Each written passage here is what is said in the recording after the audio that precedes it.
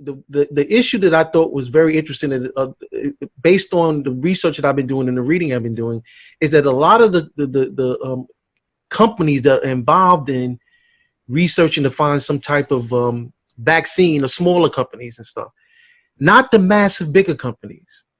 And part of this is the thing is interesting. Now, part of the explanation of why some of these bigger conglomerates, corporations that used to work on dealing with vaccines, was that they felt the need to be indemnified, because there were incidents where people were taking vaccines and they sued the companies.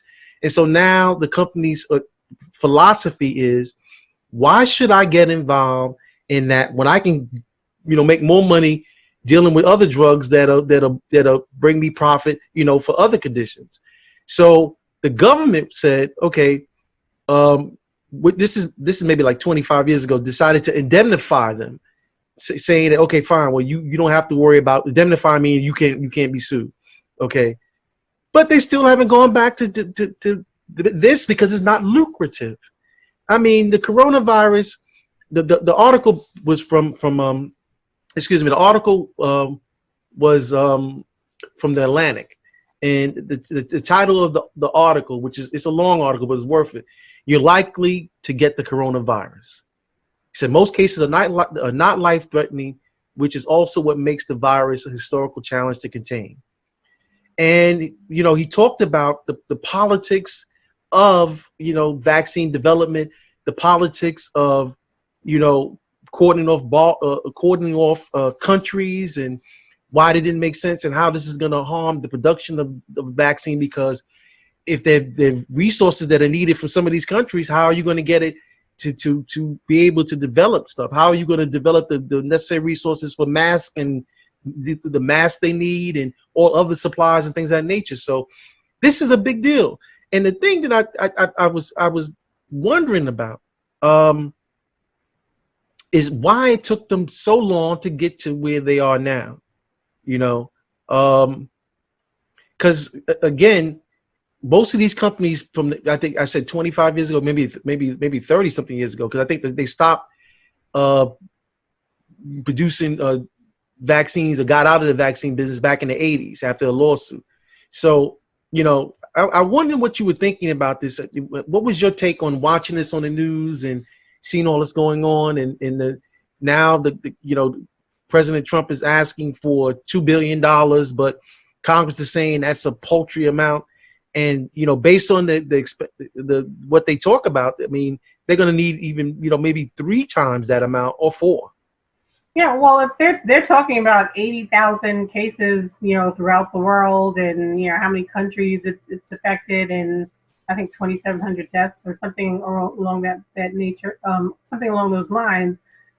It doesn't surprise me when you say that these companies aren't going to invest in, the research and things of that nature, because it reminds me of the joke that Chris Rock made about the fact that pharmaceutical companies aren't going to spend money trying to cure AIDS, because there's no money in the cure, there's money in the medicine. As long as they can treat you for a long time, why should they try and find a cure?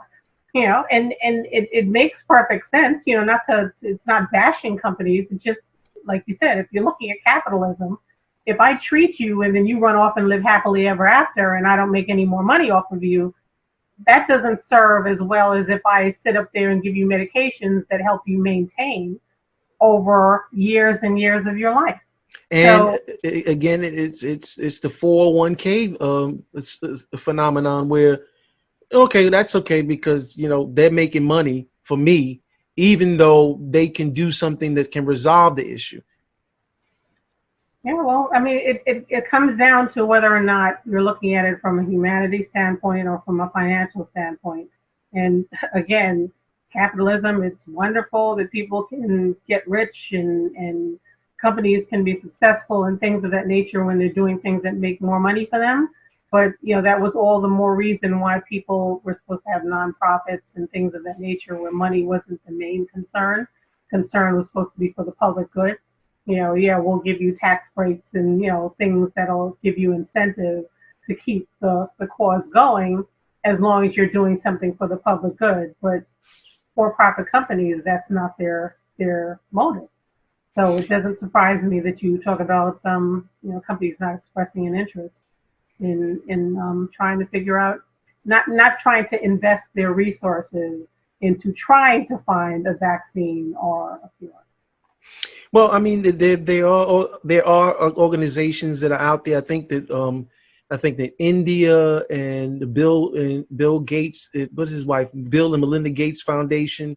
I thought that whole idea was very interesting to me, looking at the politics and the economics of vaccinations, and how this looks at the long term idea of investing in creating drugs, um, around the world, and looking for solutions to issues.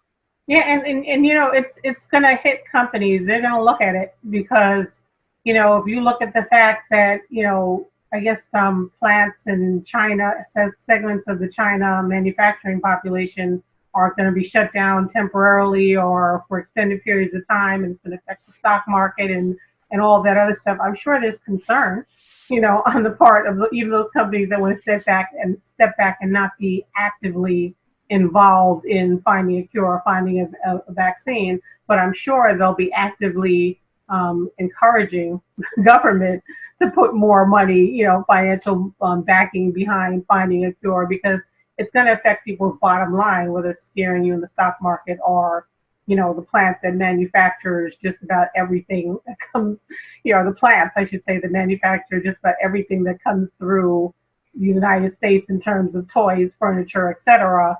They're going to be affected as well. So it will be a concern, although one would hope that the main concern would be from the humanity standpoint of the people getting ill and or losing their lives.